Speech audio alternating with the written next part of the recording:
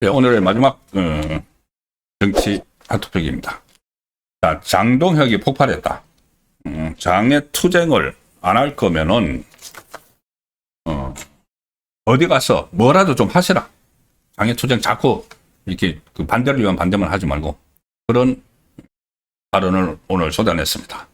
일단 오늘 검찰을 완전히 공중분해하는 그런 법안이 국회를 이제 통과를 했죠.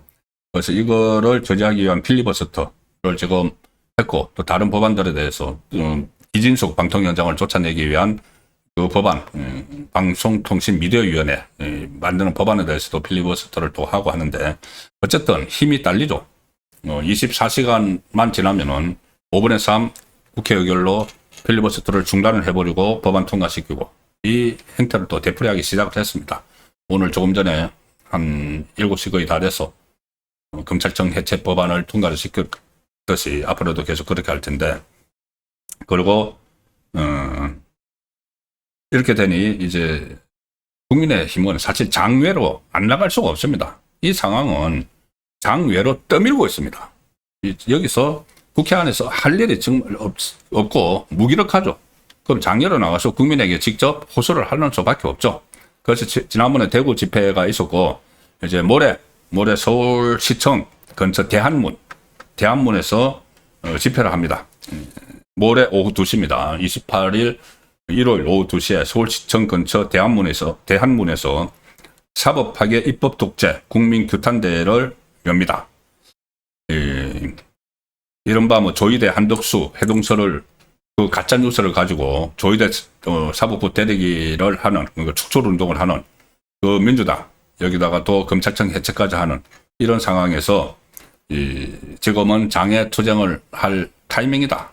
그것은 당연한 것이죠. 국회에서 야당으로 인정을 아예 하지를 않는 이 정권에 맞서는 유일한 방법입니다.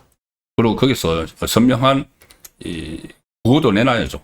지금 탄핵 사유를 쌓고 있는 위헌적인 이런 그 사법부 말살을 하려는 그런 시도, 여러 가지 탄핵 사유를 쌓고 있고, 재판을 강제로 중단시켜버린, 사실상 강제로 중단시켜버린 그 위력으로, 그런 문제도 확실히 장애 집회에서 구호로 가져가야 됩니다.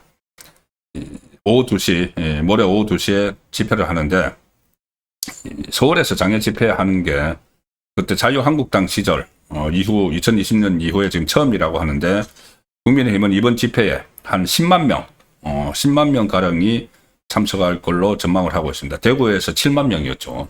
근데 이번에는 한 10만 명 가량이 참석할 걸로 예상을 하고 있고, 동시에 이제 국회도 완전히 버릴 수가 없으니까, 정기국회니까는, 그리고 법안들을 막 통과시키는데, 그거를 마음대로 해. 어차피 우리가 가나 마나 똑같으니까는 마음대로 해.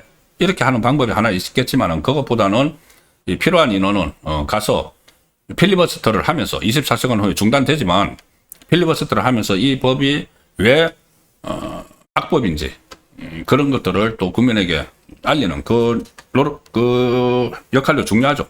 그래서 장내외 병행투쟁 이제 이렇게 되는데, 지금은 장외 투쟁에 더 많은 힘을 쏟아야 됩니다. 그럼에도 불구하고 친한동훈계를 비롯해서 일부에서 계속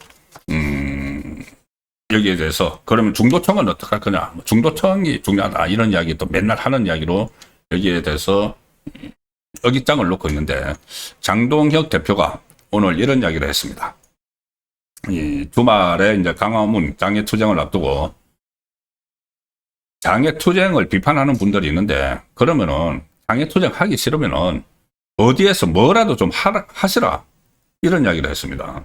인천에서 국민의힘 인천광역시 당직자 워크숍에서 장동혁 대표가, 어떤 분들은 장애 투쟁을 할 때가 아니라고 하는데, 자, 배 타고 멀리 나가서 꽃게 잡자고 했더니 갯벌에서 바지락만 캐도 되는데 왜 꽃게 잡으러 가냐고 말씀하실 거면, 그럼 바지락이라도 좀 캐세요. 뭐라도 좀 하세요. 말만 하지 말고.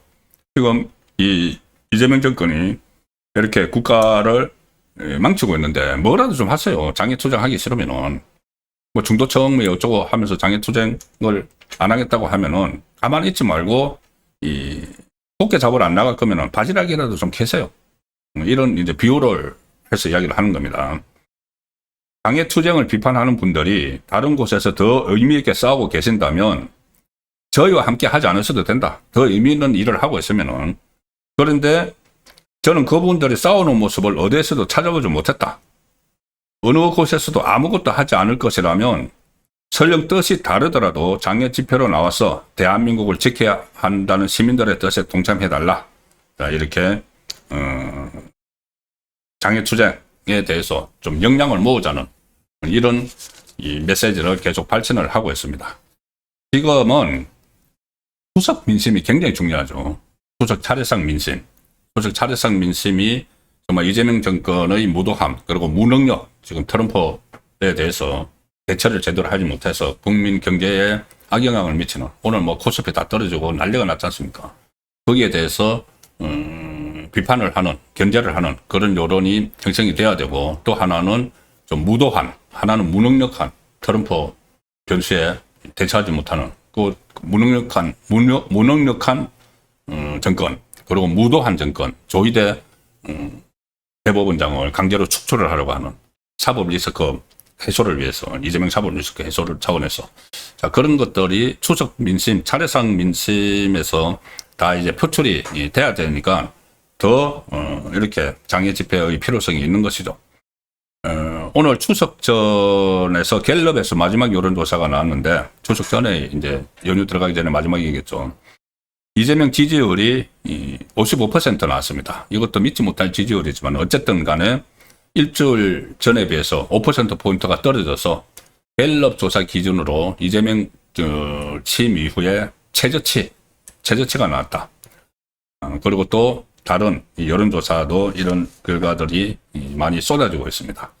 특히 국민의힘 텃밭인 대구 경북에서는 지지율이, 이재명 지지율이 39%, 지난주 49%인데 10%포인트가 떨어지는 이런 상황이 나와서 국민의힘 지지층이 결집을 하는 것 아니냐, 자, 이런 분석도 나오고 있습니다.